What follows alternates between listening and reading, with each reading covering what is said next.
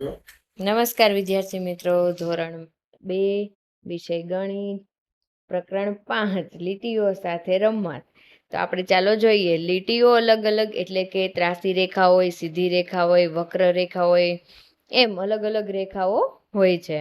તો અહીંયા આપણને ઘણા બાળકો છે એ યોગા કરતા દેખાય છે, જેમાં સીધી લીટી પણ છે, વક્ર લીટી પણ છે, આડી લીટી છે, ત્રાસી લીટી છે, ઘણું આપણને જોવા મળે છે. તો ચાલો આપણે આગળ જોઈએ.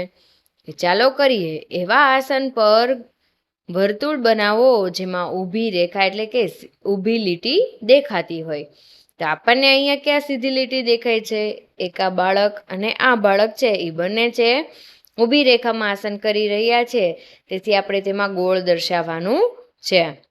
એવા આસન પર સાચાની ટીક બનાવો કે જેમાં ઊભી અને ત્રાસી રેખા હોય. તો અહીંયા ઊભી રેખા ક્યાં છે? એક તો અહીંયા છે, આ ત્રાસી રેખા છે. અહીંયા ઊભી રેખામાં અને ત્રાસી રેખામાં બંનેમાં ટીક રાઈટ કરવાનું છે. અને આગળ જોઈએ કે એવા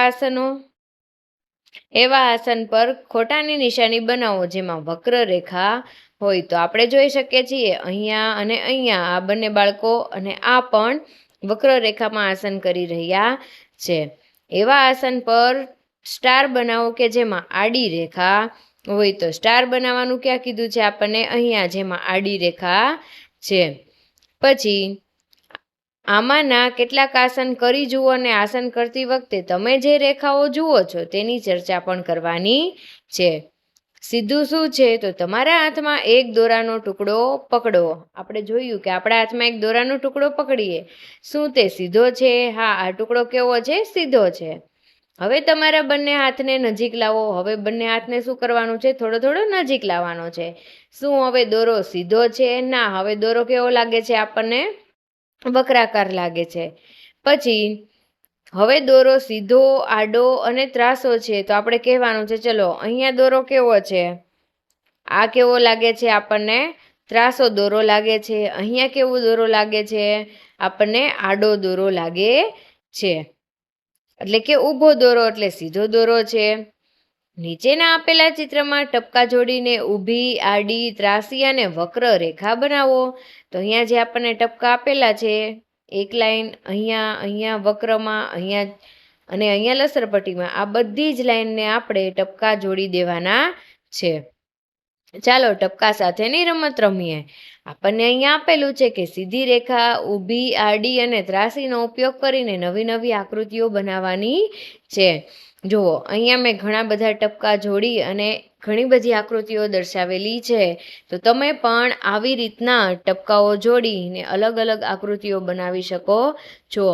અહીંયા ત્રાજવાનું ચિત્ર છે, અહીંયા એક ઝાડનું ચિત્ર છે, અહીંયા રોબોટનું ચિત્ર છે અને અહીંયા એક પ્રાણીનું ચિત્ર છે. આ ટપકા જોડીને આપણે ઘણા બધા ચિત્રો બનાવી શકીએ છીએ. પછી નીચે જોઈએ તો આપણે અલગ અલગ રંગોળી શેપ કરીએ તેવા આકારો અલગ અલગ આ ટપકાઓથી બનાવી શકીએ છીએ. અહીંયા જો મેં ઘણા બધા આકારો બનાવેલા છે, તો તમે પણ બનાવી શકો છો. વાદળો, મેઘધનુષ વગેરે જેવી જુદી જુદી આકૃતિઓ વક્રરેખાના મદદથી દોરો. તો અહીંયા આપણે એક વાદળ દોર્યું છે, પછી એક માછલી દોરી છે, અહીંયા ફુગા જેવું દોરેલું છે, દીવા જેવું અને હાર્ટ શેપ. એટલે તમે પણ આનાથી પણ અલગ પણ બનાવી શકો છો આકારો. તમે આમાં ઉમેરી પણ શકો છો. પછી આપણને અહીંયા પણ થોડીક ડિઝાઇન આપેલી છે. આવી ડિઝાઇનો તમે તમારી બુકમાં બનાવી શકો છો. આપણે આપેલી જગ્યામાં વિવિધ પ્રકારની રેખાનો ઉપયોગ કરીને, કોઈ પણ 2 પ્રકારની રેખાનો ઉપયોગ કરીને ડિઝાઇન બનાવવાની છે. તો તમે એક સીધી અને આડી રેખાનો ઉપયોગ કરીને ડિઝાઇન બનાવી શકો છો, જેમ કે એક રોબોટ બનાવી શકો છો.